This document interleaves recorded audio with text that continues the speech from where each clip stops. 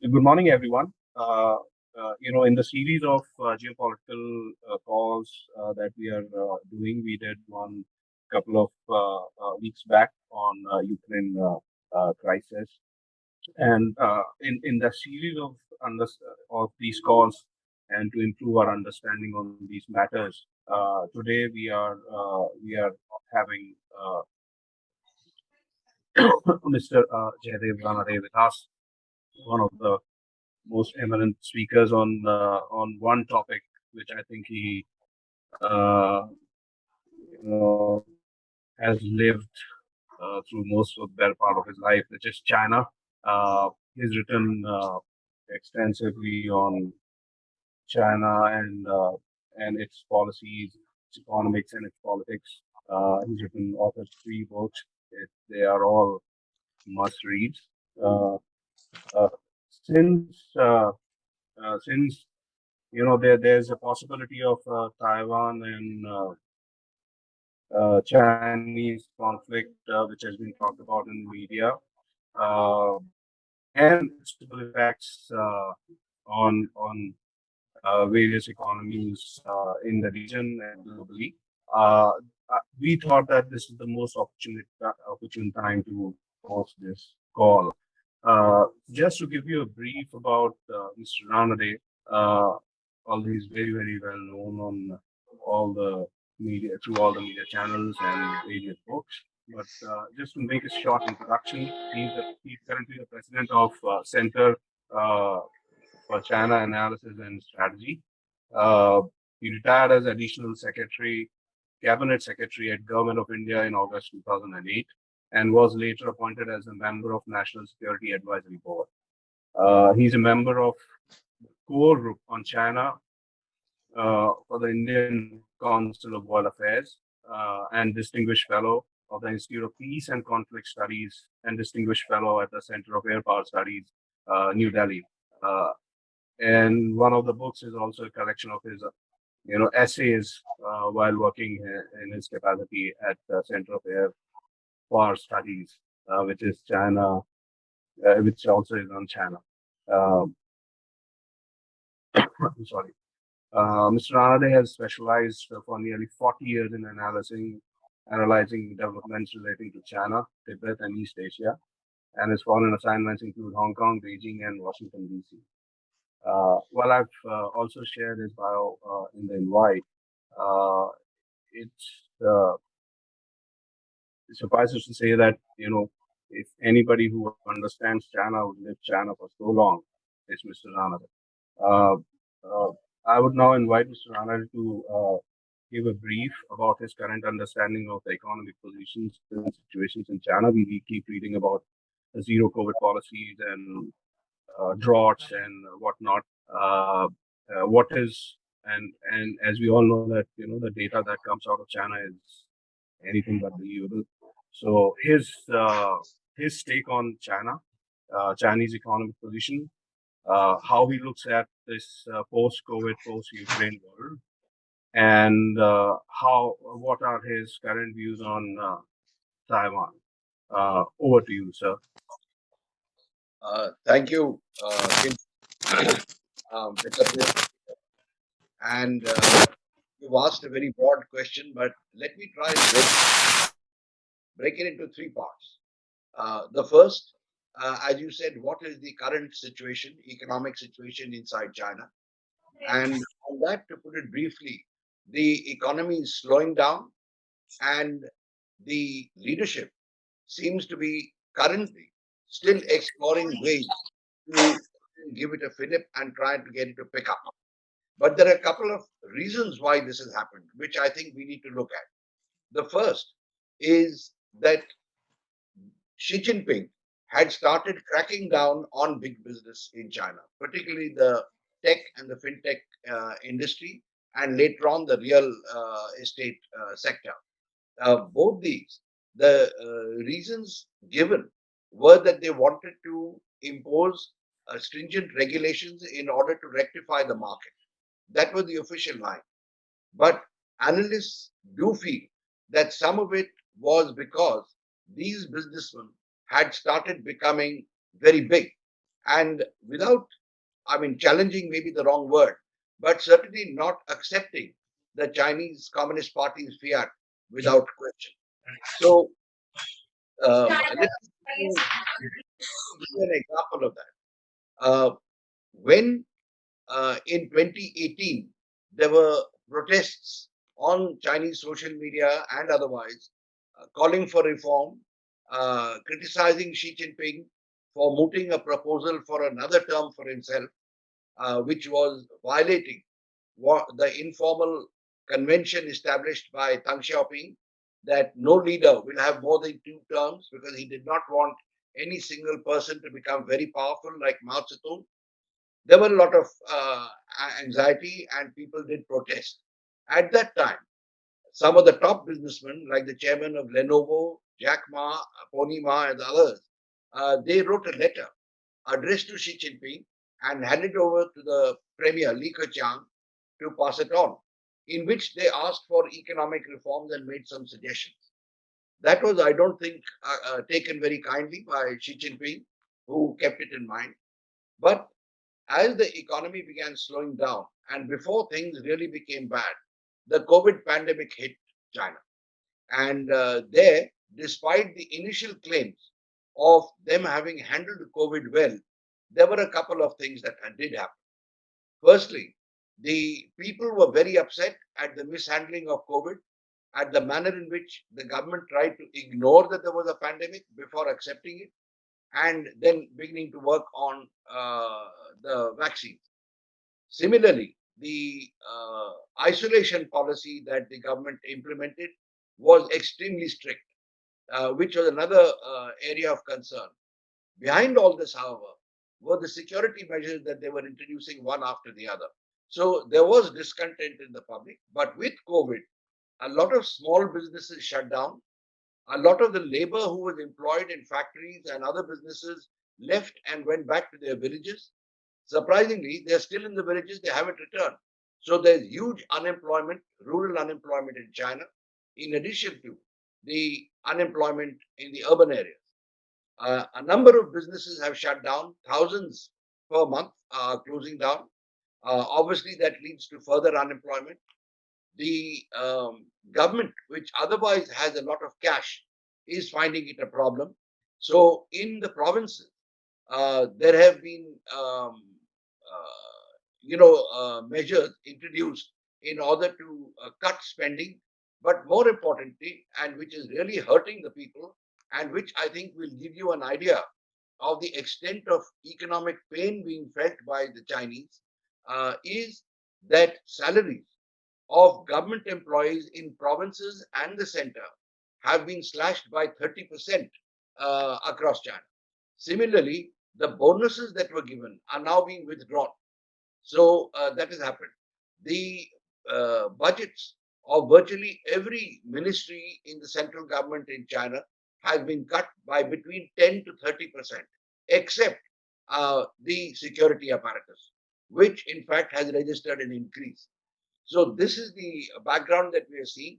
The unemployed graduates, their unemployment rate today is 19.9%.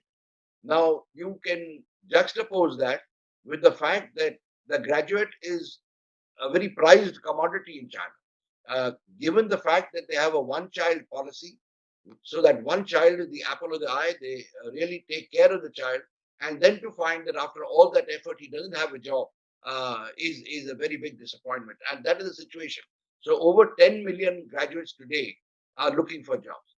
And many of them are taking jobs, government jobs or other jobs, at 50% of the salaries that they would have got just 2 to 3 years ago. So that is the situation in China. It remains an export dependent economy, and despite their efforts to boost domestic consumption. And here comes the final catch in the economic story, which is that with the zero COVID policy that Xi Jinping has implemented, which means that even if one person is detected as COVID positive in a block, then the entire block is placed under isolation, strict isolation.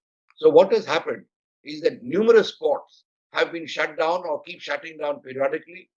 Logistics supply lines have been disrupted domestically as well as foreign shipping, etc. So there has been a lot of dislocation, and that is hurting even the ordinary individual because the food, once he's put into isolation, the food that used to arrive at his doorstep or he used to order it through these takeaways, that also has got disrupted. So there is a lot of economic disruption, and because of COVID, there is a huge surge in anti-China sentiment across the world. And in the Western world, particularly in Europe, USA, etc., the extent of negative views about China is almost 88%. And there, the worries of the Chinese leadership, of their intelligence apparatus, and the think tank, which they have briefed the Politburo, is that the European and American markets, which are the wealthiest markets today, are likely to be gradually shut off to Chinese products. So, in a nutshell, the outlook is not very good, and the economy would have been the top item discussed at the confidential conclave at Beilai recently, which lasted 15 days. Normally, it's a week long. So, obviously, the economy was discussed quite a lot, probably in addition to the other political appointments that are due. Over to you, Kinshuk.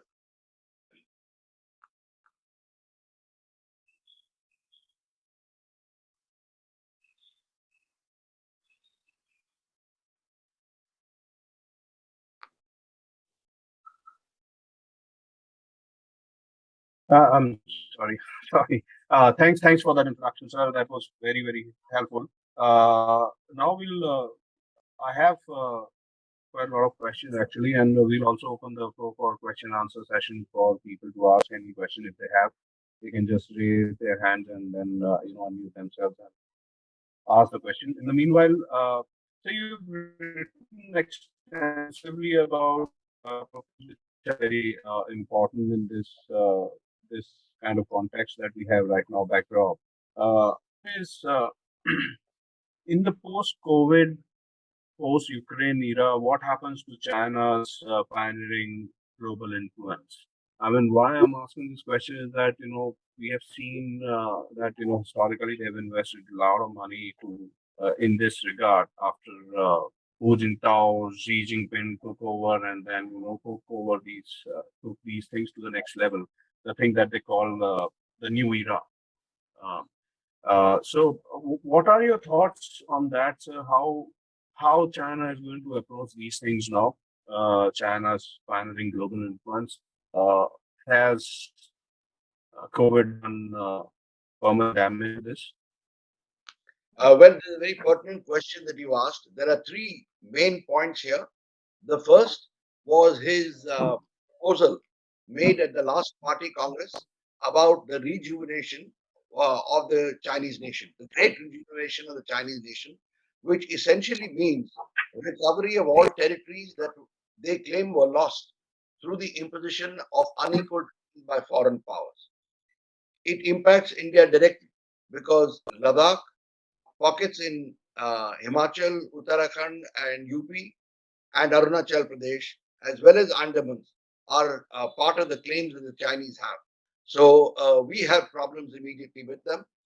In addition, of course, they have a claim on Taiwan, they have the South China Sea, there are pockets of claims with Vietnam and with Japan. So it is Xi Jinping has been following an assertive and aggressive policy after taking over in 2012. And this rejuvenation is part of it. So that I don't see is going to change, that will continue. The second thing he had was the Made in China 2025. That was really, he identified technology as the real key for a country's modernization and advancement. And he began focusing on technology development, which is why you had ZTE, Huawei, etc., being championed by the Chinese state. And after he made the declaration, these three declarations, including making China a major power with global pioneering influence, that is actually a code word for overtaking the United States or coming on par with the United States by 2049, which is the 100th year of the founding of the People's Republic of China. So he put a timeline. Now, if you look at other national leaders no one has actually laid down that by this year I will be here or I will do this, because you're really throwing a challenge out, which is what Xi Jinping did.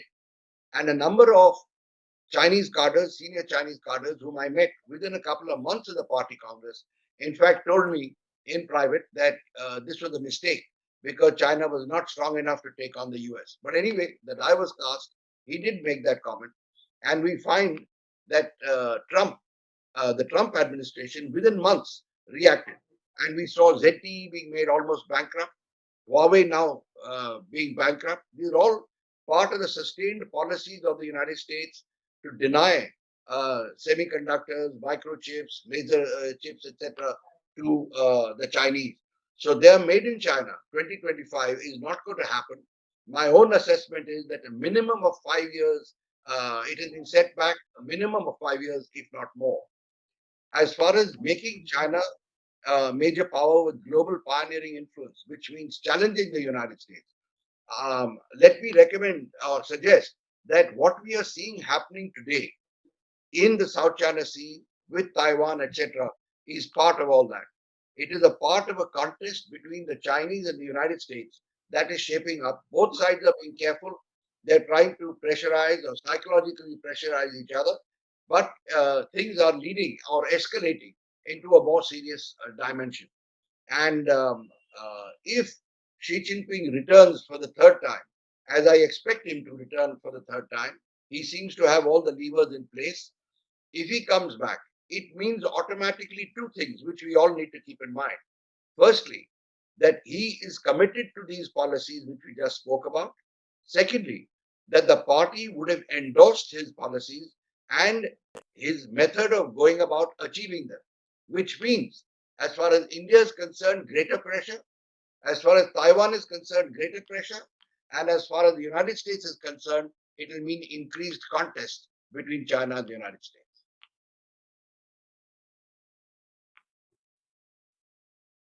Okay, thanks a lot for that, sir. The other thing that I would want you to speak about or touch on is the community of common destiny. Now, everything. Now you said that you expect him to get the next term as well. Uh, what what happens to these kind of policy? Again, the belligerence. Think that India will implement problems on Taiwan side, on Tibet side, etc. Do you think that this community of common destiny, which I think somehow it blew up in terms of Sri Lanka having a lot of economic problems. So, do you think that this this concept now stays with as a guiding concept, or it changes because things have kind of changed dramatically over the last 1 year? No, actually, this community of common destiny and also the Chinese system of governance, these are, sort of concepts or theories that the Chinese communists have advanced in order to become rivals to the United States. It flows from saying that we will be a major power with global pioneering influence. In other words, we will have the ability to create or influence existing or new international organizations. So the community of common destiny is a way of telling the Western world, particularly the democracies, that look, yours is not the only system, and in any case, it is a flawed system. Because in our look at us, our people have been through the grind, they've risen through the ranks before they become party secretaries of provinces or ministers. And when what we are trying to achieve is a community of, nowadays they are calling it shared destiny, but common destiny, whereby we all are on the same platform, we have the same achievements, etc., etc. Now, obviously, what is not said is that all this will be under Chinese leadership. That they're not talking about, but that is what will come in. So when some of us do fall for this line about community of common destiny, it sounds very utopian. Everyone will have food in his belly, everyone will have a roof over his head, etc., etc. But what they forget is there are other things attached to that, which means how you think, where you go, what you do, what job you do, where you study, all that will be regulated by the state. And that will be part of community of common destiny. So I think these are all interlinked. And at the moment, they're just saying it like a mantra, but they haven't really started implementing. But the point you made about Sri Lanka is very, very pertinent. In fact, I was just looking at the situation around China. The relationship with Japan is spiraling downwards. In fact, Japan has started rearming itself. The situation with Sri Lanka I mean, it's really a disaster for the Chinese policies. The situation with Pakistan is heading in the same direction, with them going and asking for money from the IMF, and IMF laying down certain conditions. Nepal is another problem area for them. So their policies haven't really succeeded.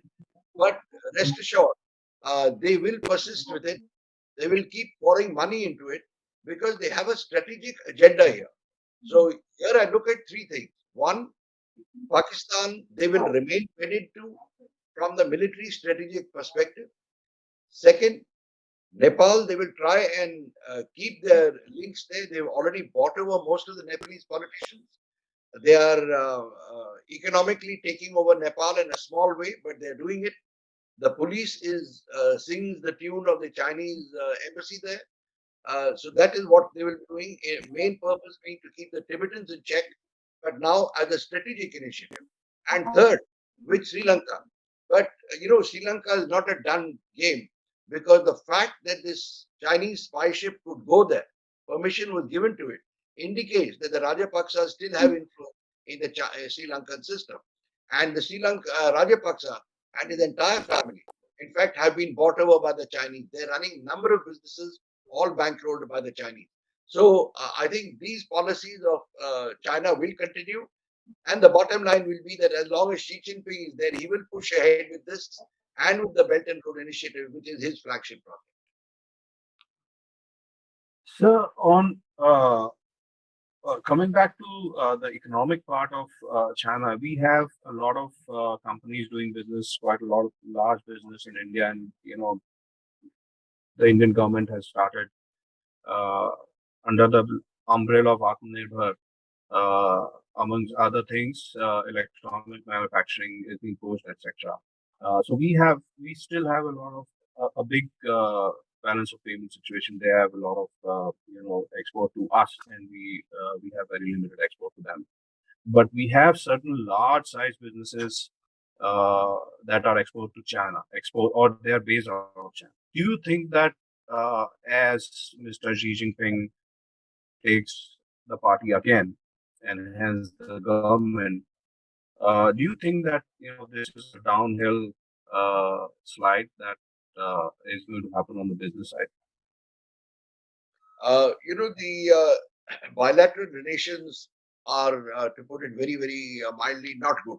They are bad, in fact. And there is no trust between India and China. I don't see it improving unless the Chinese restore the status quo by pulling back to where they were in April 2020. Until now, there are no indications whatsoever that they are going to do that. So that is the state of play right now. As far as the government of India is concerned, it has taken a decision that they want to minimize Chinese ingress into the Indian market. And they want to minimize our dependence on Chinese products in vital sectors. I stress vital sectors. So here, for example, telecommunication, which is a critical sector, we want to indigenize it totally or move away from the Chinese, which is why these steps are being taken to exclude Huawei, etc., from 5G. More will follow. Similarly, in medical equipment, I think we have seen the Chinese behavior and the quality of Chinese products that were supplied, which are not up to the mark, either here or in Europe or in elsewhere. So we are trying to now develop them on our own. So these kind of things we have started. Semiconductors, microchips, etc., is another very major area because the world is virtually dependent on the Chinese for lower end chips, etc. Now we've started moving to set up foundries in India. So we are talking to the Taiwanese, we are talking to the South Koreans, etc., to try and get them to set up a foundry here, or fabs as they're called, so that we can start doing our own manufacturing. So these steps government is taking, but these are steps which are going to take time. They're not going to happen straight away. So I think when you look at our situation, it will be at least 5+ years before we start seeing the impact. As far as the Chinese are concerned, they are very keen on the Indian market because they realize that we are the largest virgin untapped market in the world so far, and we are growing. Whereas the US and Europe, they are now beginning to have doubts whether they will have the kind of access that they've had. Americans are very clear that Chinese are a threat.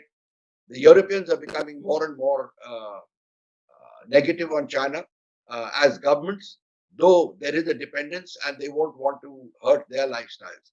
But as far as India is concerned, if they don't mend their ways, this government is very clear that they will not want to keep the relationship at this level where we have almost a $70 billion trade deficit. And most of these trade deficits actually are small traders who go to Wuxi, etc., do their shopping, come back and sell the goods here. Which happens, what happens downstream is that our manufacturers of electric bulbs, lampshades, Ganesh statues, etc., they are being pushed out of business. So the government is working on these areas, but as I said, it will be at least 5+ years before we can start seeing this impact in real terms. So, one connected question: till the time, do you think that till the time we have a large balance payment situation with China, they will not? They would be slightly more skeptical or not so aggressive on the borders. Do you think that that plays into their thinking? No, not at all. In fact, the Chinese have made it very clear, not only to us, but they have made it clear that uh, good economic relations do not mean good bilateral relations. They said that in 2010, when, if you recall, they banned the export of rare earths to Japan, rare earths and rare earths. They brought Japan down to its knees, in fact, on that. Similarly, they banned the import of bananas from the Philippines, make Philippines come down on its knees. And if we look at the situation with India, we've had repeated incursions, particularly since Xi Jinping took over in November 2012. Since then, starting from Dexam planes in 2013, we have seen intrusions, and now, of course, this major one. So they are banking on the fact that we are not going to react and that we are dependent on them. So we'll have to keep the trade going. They did not expect the government to take whatever steps it has taken by banning certain apps and other things. They didn't expect that. So they're a bit worried, but they're still hoping that they will continue to have access to the Indian market more because we are dependent on them for those supplies. So just taking it forward, sir, keeping in mind the economic situation right now inside China, that you've extensively written about this. Also, you've just spoken about it that they're cutting costs on all government fronts except for I think defense, uh, And which security. has been yeah, and security. They've been running double digits since the time of Hu Jintao actually, and I think you've also written and alluded to that. Do you think that given their internal economic situation, there will be less belligerent on the borders, or that also doesn't matter? No, I don't think that will matter because they have to, since Xi Jinping took over, though this is not directly related to what we are discussing, but since he took over, he has been hyping up nationalism inside China and hyping up ideological education inside China. So, this hyped up nationalism, we saw two instances. One, when the Chinese and us decided to withdraw simultaneously at Doklam, there was a pushback on Xi Jinping in the Chinese from the Chinese people, saying that he has struck a deal with the Indians so that he could pull back. Second is during Nancy Pelosi's visit when she went to Taiwan on the second. At that time, if you recall, when her visit was about to happen, there were a lot of articles and posts in the Chinese media and the Chinese social media saying that we should, going to the extent of saying we should bring down the plane, we should see to it that doesn't happen, we should shoot down our aircraft, etc., etc. Nothing happened. And in fact, the Chinese military exercises, Navy and Air, they started on the 4th of April, 2 days after the visit. So she left on the 3rd. they started their exercises on the 4th. So to that extent, they were careful. But there were a lot of social media posts, etc., criticizing Xi Jinping for not taking action and saying that you said that you have built up a solid army. What has happened? So he has to contend with that also. So I don't see, any lessening of aggressive policies by Xi Jinping. In fact, they will continue. Maybe they might be heightened if the situation gets bad, because the Chinese Communist Party's legitimacy to a large extent depends on the people being contented in economic terms. If they have enough to eat, if their lifestyle is good, they are happy with the Chinese Communist Party. So, if that starts getting affected, as we are seeing it getting affected now, then he will raise the temperatures and raise the level of aggression. So would it be safe to assume that after the so-called election, the re-election of Mr. Xi Jinping happens, these kind of activities should see a rise in the coming months? Yes, I think they will, in the sense that whether, if he starts focusing a lot on the economy, he may cool off on really taking aggressive actions per se, but he will not step back from his national agenda of rejuvenation of the Chinese nation or um, making China a major power with global pioneering influence. So those two will continue, which means to that extent there will be aggressive posturing and aggressive policies by the Chinese. That I don't think we will see a relenting on that. And so, with the recent happenings with Huawei, CEO came out and a very very rare thing that happens. That he said that we'll have to cut costs and we'll have to tighten our belts, etc., etc., and talk about losing business. We have seen what happened with ZTE. Do you think that the Western transfer of technology that was happening towards China is virtually uh, dead now? Yes, I think they've hit China very hard. They are not going to ease off. They are making it very tough for the Chinese on technology and ensuring that there are no supplies. They have banned the TSMC of Taiwan from supplying any chips, etc., to them. One Taiwanese senior official from TSMC who had joined the Chinese, he has now quit and come back to Taiwan. So the Americans are putting a lot of pressure on these. And the interesting thing about this Ran Changfai statement, Huawei founder's statement, is that if you recall, when the problem started with Huawei, their initial reaction was that we are okay, we have got enough stocks, we have got our own capacity and competence for building chips, etc., etc. Slowly, that got a bit muted. Then last September 2020, they stopped the manufacture of smartphones. That is the time when Ran Changfai realized that they were really not that self-sufficient. And he reported that to the Chinese leadership. And the Chinese leadership was shocked. They didn't realize that their dependence on America for its technology was so much. And that is when they began putting a lot of money into the technology sector, etc. But as you know, just putting money in is not good enough. You've got to get a lot other things going. So it's going to take them time. And my own reading, as I said, the Made in China 2025 has been put back a minimum of 5 years, if not more. So now what we are going to see is a lot of investment in technology sector by the Chinese, and particularly in chips, etc.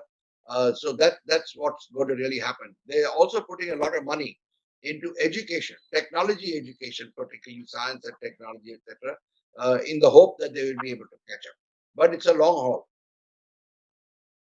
So, do you think that this technology that was going earlier to China through companies, Western companies opening shops in China and then becoming one-stop shop in terms of suppliers, uh, can possibly come towards India because we are not communist and we are, I mean, sort of non-aligned till now.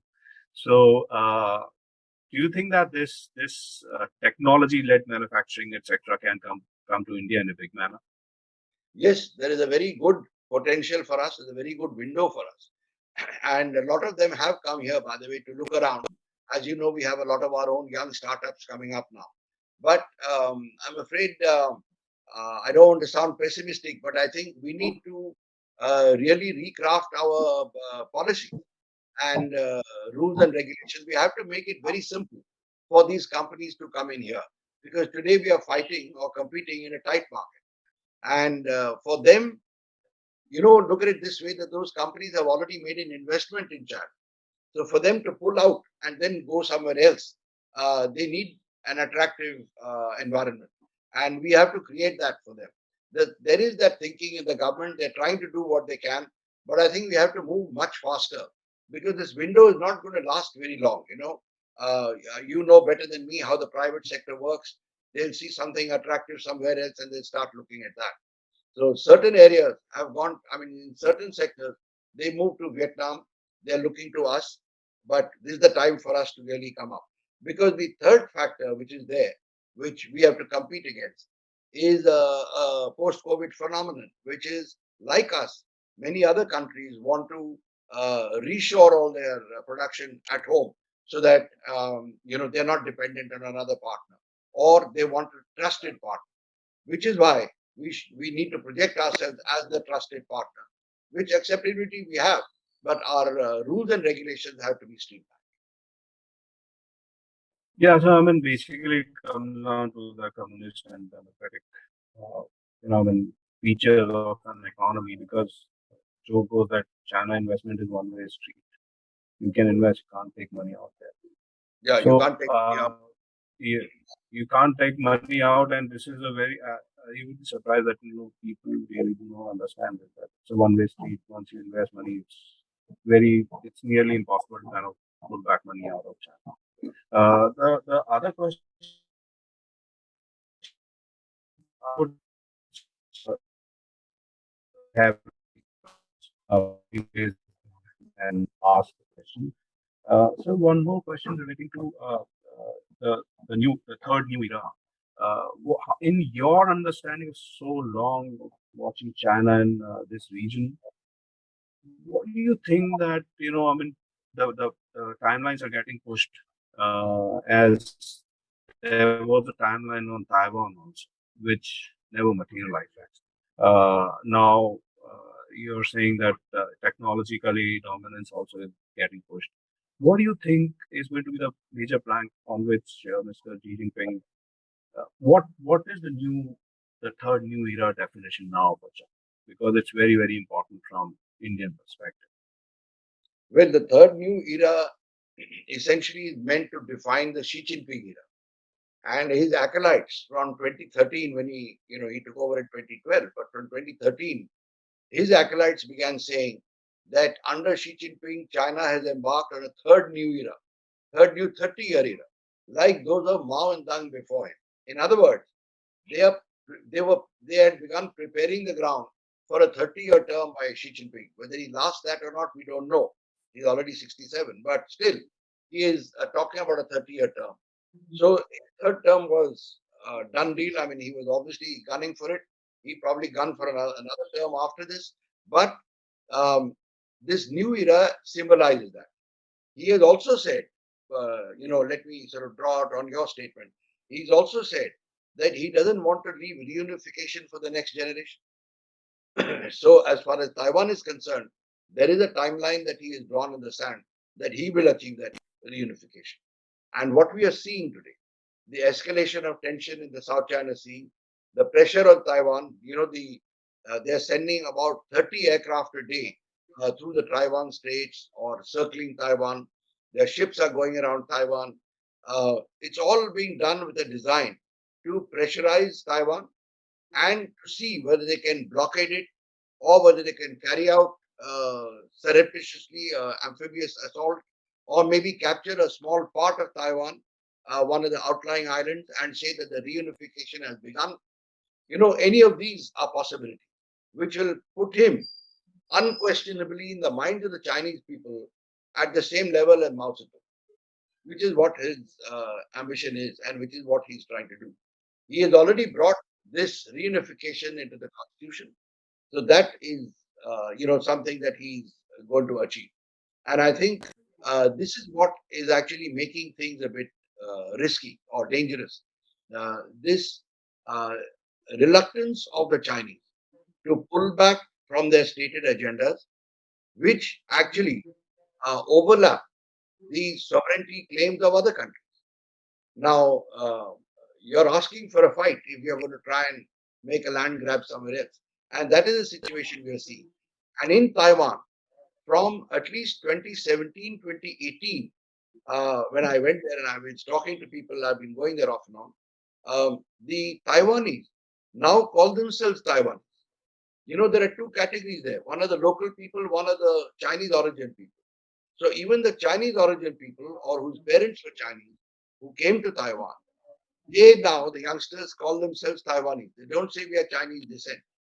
So there is a qualitative change in Taiwan where they do not look at China as the mother country or as them wanting to go back. They want to be independent. So that's a complication that Xi Jinping will have to take care of. And he's insisting on what is called the 1992 consensus, which is that Taiwan is a part of China. The Taiwanese say, well, we agreed to the 1992 consensus because we understand that there is one China. It doesn't mean that it's your China. So there are fundamental differences here. And the Chinese have never stopped saying that we will give up the use of force. So they've kept that option open that if they want to, they can do that also. So that is the situation. It's delicate. It's difficult to forecast when the clash will happen or what will happen. But my own assessment, what I've been seeing, is that some kind of a showdown between the United States and China is inevitable in this region. So, just a small bit in continuation with this, what do you think that Xi Jinping takes to the next gathering of Politburo gathering? Because he's missed on Taiwan deadline. I mean, I take the point that, because he's enshrined all this in constitution, so he'll have to.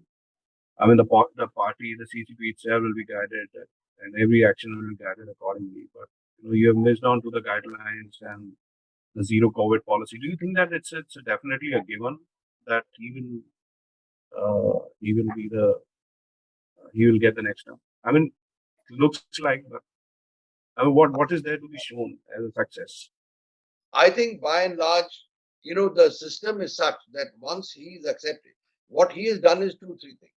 He has got his loyalists appointed in various places. He has strengthened the security apparatus to the extent that they are now keeping even the Politburo members under surveillance. So his, he has extended his network to that extent. Now, if at the Bedaya conference, if the veteran cadres were reluctant to give him a third term, we would have seen some reaction. But I don't see that that is likely to happen. I don't see anyone having really opposed him. And therefore, I feel that he is likely to come back. From what I see in the Chinese press, Chinese media, official media, of course, it's all controlled. There are pens of praise to Xi Jinping every single day. And in fact, uh, from about 400 to 500 references a month to Xi Jinping till May, the number has now gone up to about 630. So, he is certainly boosting his own image.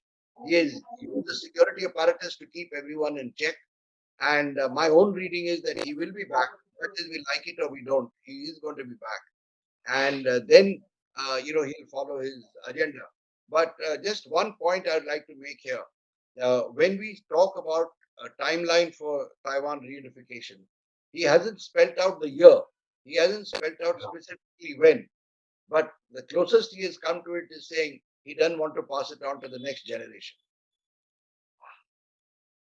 Okay. Thanks for that, sir. We have one question from the participants. Namrata asks, if China is indeed successful to command some control over Taiwan, how does that affect the global semiconductor industry?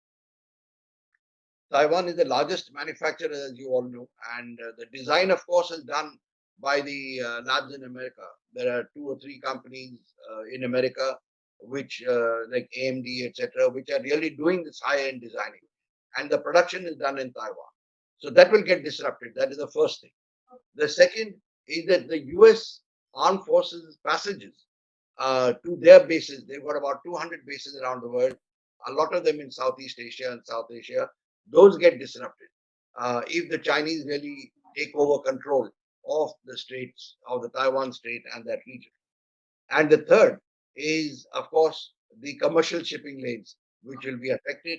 And finally, which is not said, but which is also equally at play, is the US status as superpower. That will be dented because China would have established itself as the number one in the Indo Pacific region. And then it will contest with the US, saying that, all right, now let us divide the world among us. You take one half, we take one half. They made that proposal earlier also. So that is what their aim is. And naturally, the US doesn't want to share power. And that's why I said that a showdown, in my mind, is very, very much on the cards. One's worst attack is in which part we'll end up being. Yeah. Well, we don't have to take a decision right now. I think we'll wait and see what is happening. It's not in our interest if China becomes more belligerent, more expansionist, and starts taking over areas that we don't want them to. 70% of our trade goes through South China Sea. So we are also very particular about keeping that neutral. And, as I did mention to you, one of the territories claimed by the Chinese is the Andamans. So we have to be alert on that. So I think you will see us Yeah. more, see us getting closer to the West if this kind of situation develops or becomes more acute. Yeah, Arunachal and other territories, everything. So India has a lot at stake actually. If that. So, in your assessment, whether China would want to make a move on Taiwan fast, right? I mean, and then possibly, make smaller moves around our borders simultaneously to keep us busy. The Chinese look at us as one of the largest countries in the region and with a lot of influence as an obstacle to their, upward movement and as a country which has to be kept down. There is also here, if I may say, there is a blend of envy with, ambition, which comes in here. There is an envy because historically, um, the Chinese, they won't admit it today, but they used to look at India as a source of metaphysics, as of astronomy, of philosophy, of religion, etc. So, when you are a Mandarin or when you're a person who's educated, you do have that envy that I should have been there and these guys are there. So that's one. The second is the amount of influence we exercise. The Chinese are resentful of that. And it shows up in many things, like the Indian Ocean. They've been questioning since the 1970s. Why is it called the Indian Ocean? It can be called something else. So things like this are there. And then their claim on these territories. They're part of a strategic agenda in some cases. In some cases, it is just this historical thing.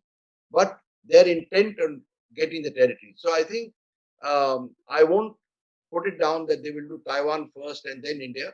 I think India, they can keep fiddling around somewhere. It's a 4,057-kilometer border. Unless we start imposing costs on them, and our thinking has started in that direction, then things may happen. But otherwise, they will try a little bit here, a little bit there, just to keep us off balance, to keep us busy at the border. And Taiwan is a separate deal. It's a major effort. It's an amphibious operation, which at the best of times is tricky. And here I must invite your reference. I don't have it handy, but I can always send it to you. There is an article that was published in the One Way Paw, which is a Hong Kong based Chinese owned newspaper, which spoke of the 6 wars that China must fight in the next 50 years.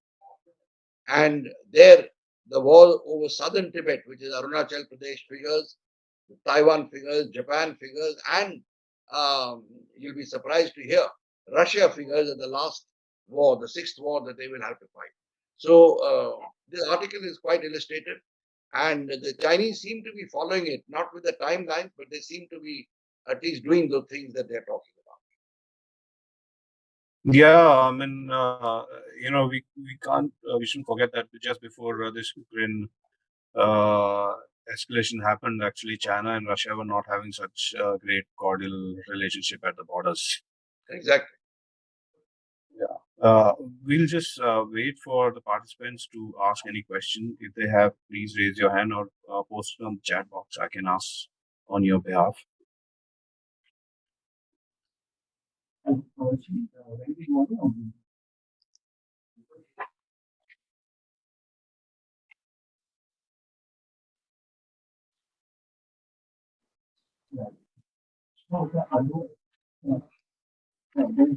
Karthi, you can unmute yourself and please go ahead with your question. Sir, good morning. Thanks for the inputs. Just one question. What is the thinking behind this so-called zero COVID policy? It seems it's very difficult to interpret it in logical terms. Logic is the last thing you should apply when you're looking at the Chinese, but that is just a facetious remark. But let me say that the zero COVID policy is actually Xi Jinping's thinking. And there doesn't seem to have been much discussion within the Politburo on the zero COVID policy. And people feel that it is partly because the Chinese vaccines have not been that effective. And the second thing is he wants to, as he says, eradicate COVID. Now, that's a next to impossible task because it keeps erupting here and there. And the Chinese have been now, for example, there's a massive outbreak in Tibet right now. So, even if one case comes, he puts it under, they clamp down on that area. And obviously, it leads to disruption. Businesses are shut down, factories are shut down, individuals are shut down, logistics companies are shut down.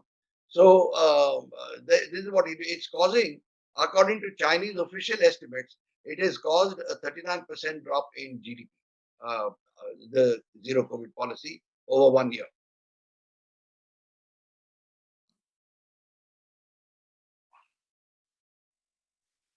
So why persist if this is the case, which is what I'm unable to understand. I mean, whatever the. Why persist is simple because no one can question him. In that system, once he decides on something, that is it.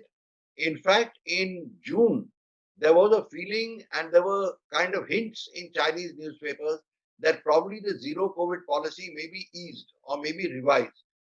But at the Politburo meeting, which was held in July, and it came as a surprise to most people, rather, it was held on the 29th of June. It came as a surprise to most people. They again endorsed the zero COVID policy. People were thinking it would not happen, but they endorsed it, and so that policy is now continuing.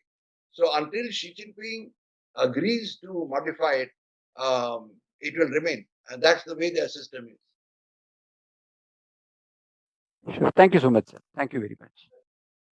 What happened? I mean, in one of the prior examples that we realized that the CEO of Huawei had some certain inputs, but they reached pretty late to the top guy. Do you think in this case also similar things may be happening? That the input is not even reaching on time. It may have happened. It may be happening. There are posts which appear off and on, saying that Xi Jinping is surrounded by a coterie of people who are also children of cadres, who are princelings. They are cut off from reality. They don't know what's happening. So those kind of posts have been seen.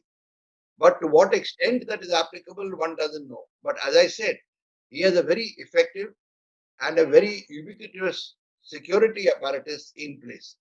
So he must be getting some feedback. I don't know to what extent. Whether they filter it, there is also a tendency you filter the bad news out so that the leader doesn't hear it. Things like that could be happening. But there is a Politburo member who's in charge of COVID now, Sun Chun-lan, and she goes to the various places to tackle it. I'm sure she must be giving him a feedback, not all of which can be positive.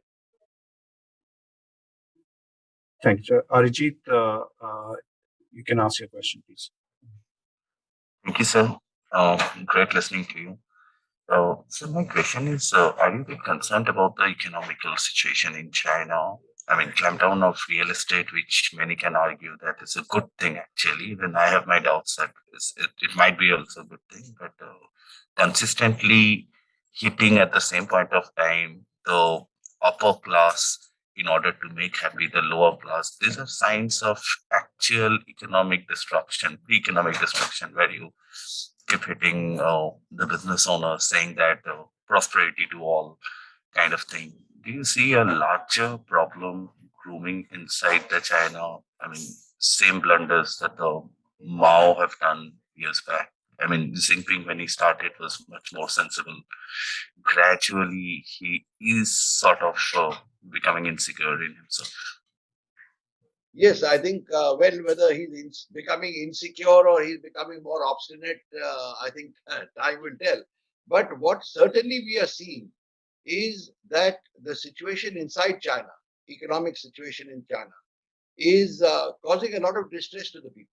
You know, the top lot, as you correctly pointed out, the top businessmen, the wealthy entrepreneurs, they are uh, wanting to get out of China. And there was a report in Bloomberg which said that a whole lot of them, about 10,000 or something, who account for $48 billion in assets, wanted to leave. So they want to leave China. They're finding it difficult to get out. Then there are a lot of others who uh, feel that they must look for other avenues where they can park their money. The big business, like as I said, the chairman of Lenovo, etc., they have made huge contributions under this Common Prosperity Program, which is Xi Jinping's idea of leveling the playing field for everyone. So all that is happening. But I think there are signs of deeper and greater distress also, which is this phenomenon called thankping among the younger generation, which include people up to about 30, 35. They say that we don't want to work.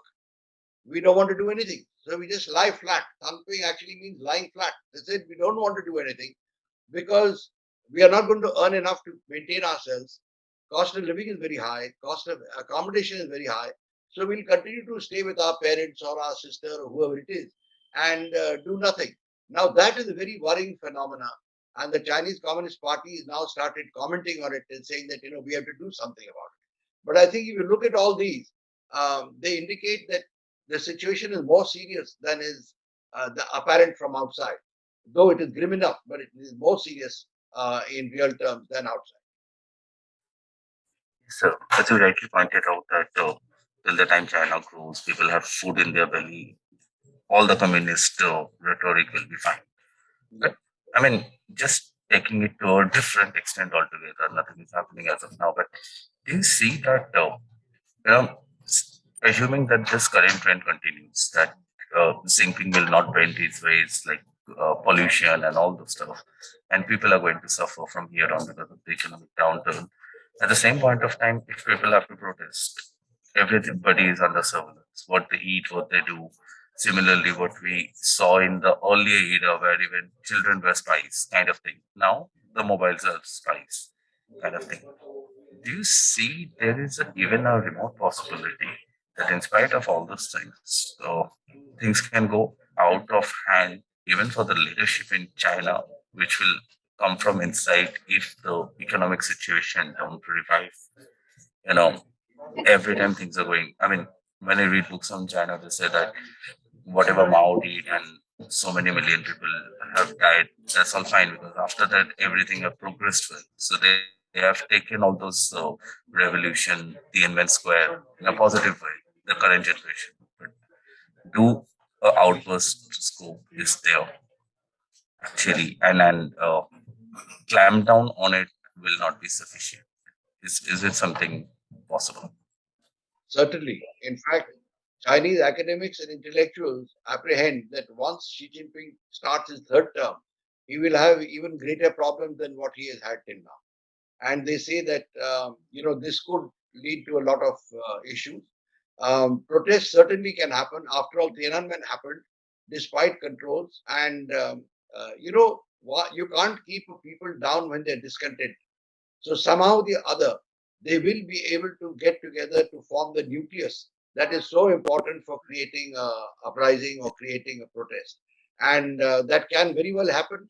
And if that starts happening, or even if before a protest happens, but if the economic situation worsens to a drastic extent, then the party veterans, the senior leaders, are quite capable of telling Xi Jinping, you better step down because you're not been able to handle it, and they'll bring in someone else.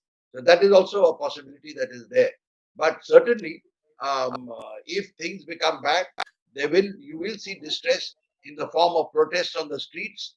That was happening till 2 years ago when the PLA veterans, retired soldiers, etc., were protesting. So that can erupt again, despite controls.